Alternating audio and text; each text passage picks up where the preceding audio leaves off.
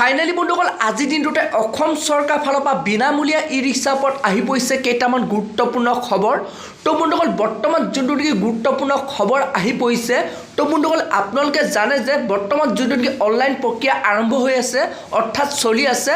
তো বন্ধুসকল আপোনালোকে যদি আবেদন কৰিলে বা যিসকলে আবেদন কৰা নাই, যদি আপোনালোকে আবেদন কৰে আপুনি সেই ই ৰিক্সা লাভ কৰিবনে নাই, বৰ্তমান যোনটো নেকি মুখ্যমন্ত্ৰী ডাঙৰীয়াই ঘোষণা কৰিছে কোনসকলে আপোনালোকে এইবাৰ ই ৰিক্সা লাভ কৰিব। আপোনালোকে আবেদন কৰিলে কিন্তু আপোনালোকে এইবাৰ ই ৰিক্সা লাভ নকৰিব পাৰে। তো বন্ধুসকল কি কাৰণে আপোনালোকে লাভ নকৰিব, কোনসকল লোকক ই ৰিক্সা দিয়া হ'ব, তো সকলোখিনিৰ ওপৰত যোনটো নেকি বৰ্তমান মুখ্যমন্ত্ৰী ডাঙৰীয়াই ঘোষণা কৰিছে। তো বন্ধুসকল আপুনি আবেদন কৰিলে সেই ই ৰিক্সাখন লাভ কৰিবনে নাই, তো বন্ধুসকল যোনটো নেকি আপডেট আহিছে, যোনটো নেকি খবৰ আহিছে আপোনালোকক মই জনাম কোনসকলে লাভ কৰিব, কোনসকলে পাব, কোনসকলে নাপাব।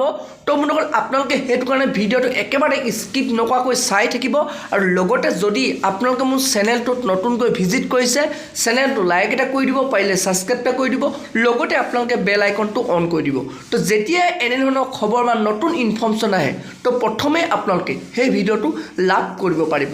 তো এতিয়া বন্ধুসকল আপোনালোকক মই জনাই আছোঁ বৰ্তমান যোনটো নেকি মুখ্যমন্ত্ৰী ডাঙৰীয়াই ঘোষণা কৰিছে কোনসকলে আপোনালোকে এইবাৰ ই ৰিক্সা লাভ কৰিব।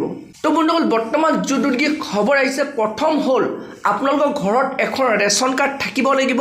তো তাৰপৰা বন্ধুসকল আপোনালোকৰ বছৰেকত ইনকম 3 লাখৰ ভিতৰত হ'ব লাগিব, অৰ্থাৎ 3 লাখৰ ওপৰত হ'লে নহ'ব। তো তাৰপৰা বন্ধুসকল আপোনালোকৰ এখন জব কাৰ্ড থাকিব লাগিব।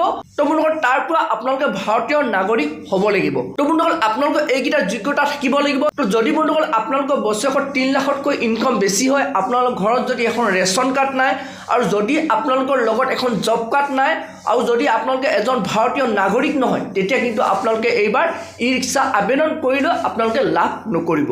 তো বন্ধুসকল এইটো বৰ্তমান অসম চৰকাৰৰ ফালৰ পৰা ই ৰিক্সাৰ ওপৰত বিগ আপডেট আহি পৰিছে। আৰু বন্ধুসকল যেতিয়াই এই ই ৰিক্সাৰ ওপৰত নতুন আপডেট আহে, নতুন খবৰ আহে, তো প্ৰথমে আপোনালোকে তো সেই ভিডিঅ'টো লাভ কৰিবৰ কাৰণে চেনেলটো লাইক এটা কৰি দিব, পাৰিলে ছাবস্ক্ৰাইব এটা কৰি দিব, লগতে আপোনালোকে বেল আইকনটো অন কৰি দিব। তো যেতিয়া এনেধৰণৰ খবৰ বা নতুন ইনফৰ্মেশ্যন আহে, তো প্ৰথমে আপোনালোকে সেই ভিডিঅ'টো লাভ কৰিব পাৰিব।